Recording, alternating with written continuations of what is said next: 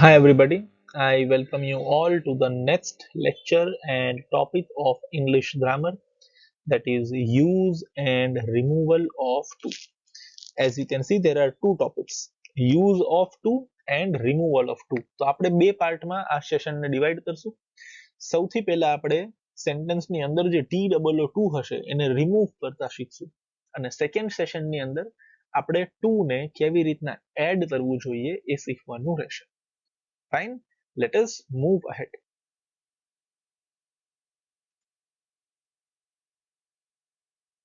So this is your syllabus. We have already discussed the question tag in the previous session of English grammar, and in this session we shall discuss about this topic, use and removal of to. બરાબર છે? આની અંદર આપણે આજે removal of to થી શરૂઆત કરીએ. આ પૂરું થઈ ગયા પછી આપણી પાસે પાંચ બીજા ટોપિક રહેશે જે આપણે સ્લોલી પૂરા કરશું. Let us move ahead. So let us study removal of to from sentence. Sentence ની અંદર TOO હશે, રાઈટ? એને આપણે રિમૂવ કરવાની પેટર્ન સમજીએ. હવે સૌથી પહેલી વસ્તુ સમજો, TOO એટલે શું? વધારે, મોર ની જગ્યાએ જનરલી આપણે યુઝ કરતા હોઈએ. જનરલી બીજી સેન્સમાં બી TOO યુઝ થઈ શકે છે, બરાબર ને? બટ જનરલી વધારે પડતું, બરાબર ને, વધારે પડતું ના સેન્સની અંદર આપણે TOO ને યુઝ કરીએ છીએ અને એની પાછળ કોઈ રીઝન બી હોય છે, રાઈટ? એ આપણે જોઈએ. શું કરવું જોઈએ? How to remove too from a sentence? We have to find too from the sentence and replace it with so that without changing the meaning of sentence. Sentence માંથી TOO ફાઇન્ડ કરવાનું છે, TOO ને remove કરી અને એની જગ્યાએ so that use કરવાનું છે, without changing the meaning of sentence. એક્ઝામમાં આ ક્વેશ્ચન તમને ડુ એઝ ધ ડિરેક્ટેડ તરીકે પૂછવામાં આવી શકે છે, MCQ તરીકે બી પૂછવામાં આવી શકે છે.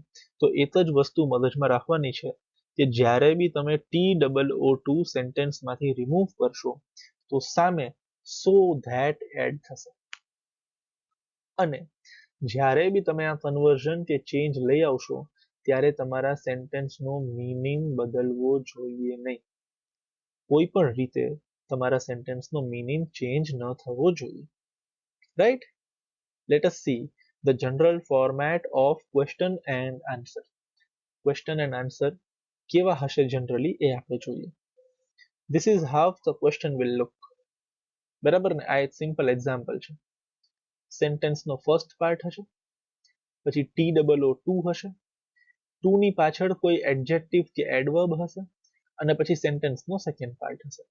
આવી રીતના તમને ક્વેશ્ચન જોવા મળશે, right? First part of the sentence, પછી TOO, એની બાજુમાં એટલે ટુ ની બાજુમાં એક્ઝેક્ટ બાજુમાં અહીંયા કોઈ એડજેક્ટિવ કે એડવર્બ આપેલું હશે, રાઈટ?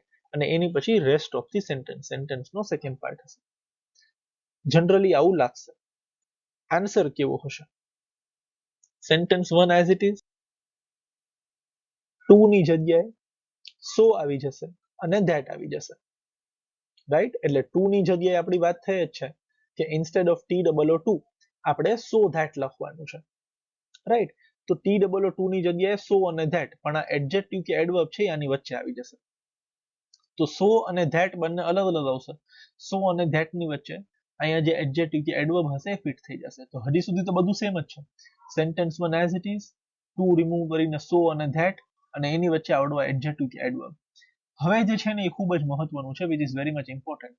જે સેન્ટેન્સનો બીજો પાર્ટ છે એનું ઓપોઝિટ આપણે અહીંયા લખવું પડશે. ઓપોઝિટ મતલબ આ સેન્ટેન્સ નો પાર્ટ જો પોઝિટિવ હોય તો એનું અહીંયા નેગેટિવ બનાવવું પડશે, નેગેટિવ હોય તો પોઝિટિવ બનાવવું પડશે.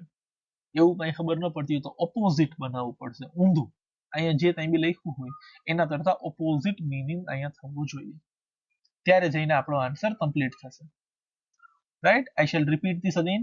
Sentence 1 as it is, two remove કરી અને એની જગ્યાએ સો આવી જશે, ધેટ આવી જશે. આ જે એડજેક્ટિવ કે એડવર્બ છે એ સો અને ધેટ ની વચ્ચે આવી જશે અને જે સેન્ટેન્સનો રિમેનિંગ પાર્ટ છે એનો ઓપોઝિટ અહીંયા લખવાનો રહેશે. મતલબ જો સેન્ટેન્સનો સેકન્ડ પાર્ટ પોઝિટિવ હોય તો એના આન્સરમાં નેગેટિવ બનાવવો પડશે, નેગેટિવ હોય તો એના આન્સરમાં પોઝિટિવ બનાવવો પડશે.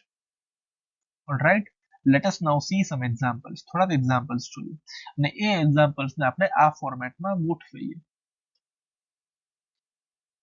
The news is too good to be true.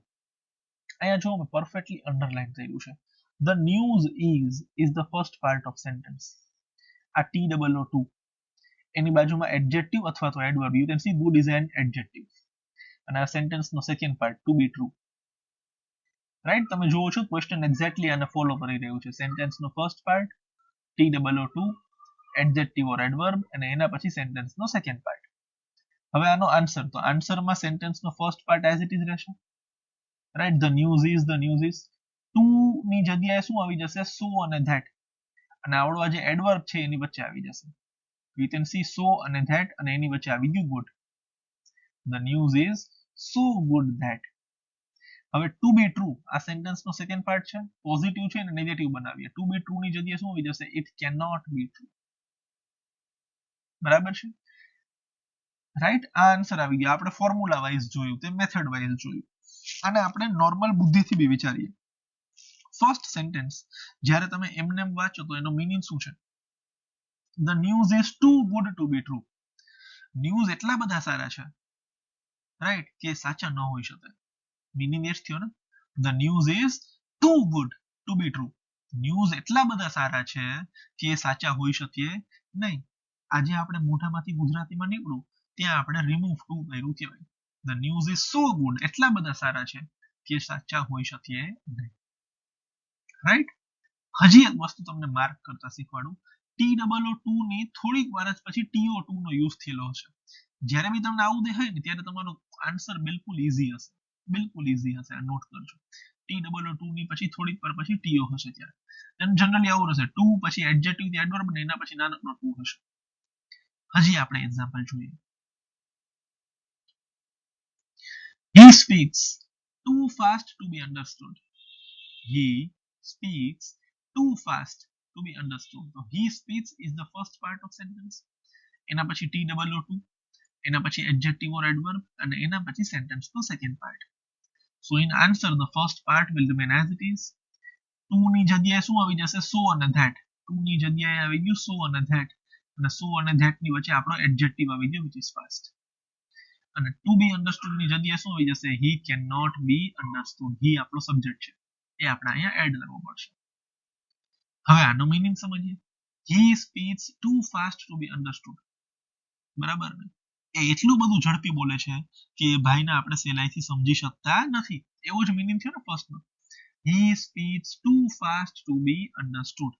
એ ભાઈ એટલું બધું ફટાફટ બોલે છે કે એને આપણે સહેલાઈથી સમજી શકતા નથી. આ આપણે વિચાર્યું, એની અંદર આપણે રિમૂવ ટુ કરી નાખ્યું. he speaks so fast that he cannot be understood. એ એટલું બધું ફટાફટ બોલે છે કે એને આપણે સમજી શકતા નથી. Right, let us see one more example. Is this shirt too small for you? બરાબર ને? ઇન્ટ્રોગેટિવ સેન્ટેન્સ છે. અહીંયા બી TOO2 છે. First part of the sentence TOO, adjective and remaining part of the sentence. Is this shirt too small for you? શું આ shirt તમારા માટે ખૂબ જ નાનો છે? બરાબર ને? હવે આને આપણે ગુજરાતીમાં ફેરવીએ. શું આ શર્ટ તમારા માટે એટલો બધો નાનો છે તમને થાય નહીં? અહીંયા આપણે ટુ કાઢી નાખ્યું. રાઈટ, એવું કંઈ ન વિચારો, આપણે આપણી ફોર્મ્યુલા વિચારીએ. First part of sentence will remain as it is. Two ની જગ્યાએ આવી જશે સો અને ધેટ, એની વચ્ચે આવી જશે સ્મોલ. ઇઝ ધીસ શર્ટ, પછી ટુ નીકળી ગયો, એની જગ્યાએ શું આવી ગયું? સો અને ધેટ, વચ્ચે આવી ગયો adjective. Is this shirt so small that. હવે આનું નેગેટિવ. ફોર યુ ની જગ્યાએ શું આવશે? Not for you. એવું નહીં. Is this shirt so small that not for you? A fit થોડી બેઠું. અહીંયા તમારો સબ્જેક્ટ કોણ છે? શર્ટ. તો શર્ટ વાળો સબ્જેક્ટ આવશે ઇટ. અને એટલો બધો નાનો છે તો તમને થતો નથી. એ મીનિંગ સમજવાનો છે ને. અહીંયા આપ્યો નથી ત્યાં સેન્ટેન્સમાં, પણ સેન્ટેન્સનો મીનિંગ શું થાય છે કે શર્ટ એટલો બધો નાનો છે તો ભાઈ સામેવાળા ભાઈને થઈ રહ્યો નથી. તો આપણે થઈ રહ્યો નથી એની જગ્યાએ શું વર્ડ વાપરું? Fit. Is this shirt so small that it does not fit you, right? Positive હતું એનું શું બનાવ્યું આપણે નેગેટિવ. અહીંયા આપણે ફિટ યુ નો બહાનો હોય તો એની બદલે બીજો કોઈ બહાનો બી ગોતી શકો છો, પણ ઉચિત હોવો જોઈએ. આ ટાઈપના ક્વેશ્ચન્સ એક્ઝામમાં પૂછાવાના ચાન્સીસ વધારે. This is tough. Is this shirt as it is, two ની જગ્યાએ આવી ગયું સો અને that. Small be as it is રહ્યો, બરાબર ને, ટુ રિમૂવ થઈ ગયો. હવે આ પોઝિટિવ છે તો નેગેટિવ બને, પણ નેગેટિવ બનાવવા માટે તો હોવી જોઈએ ને, અહીં છે જ નહીં આપણી પાસે, બટ સબ્જેક્ટ તો છે ને, અને બુદ્ધિ બી છે કે ભાઈ આ શર્ટ સામેવાળા ભાઈને ફિટ થતો નથી, તે માપમાં આવતો નથી, તો પોઝિટિવ નો નેગેટિવ બનાવ્યો, that it does not fit you, right? Let us see one more example. It is never too late to mend. આ બી સરસ ક્વેશ્ચન છે.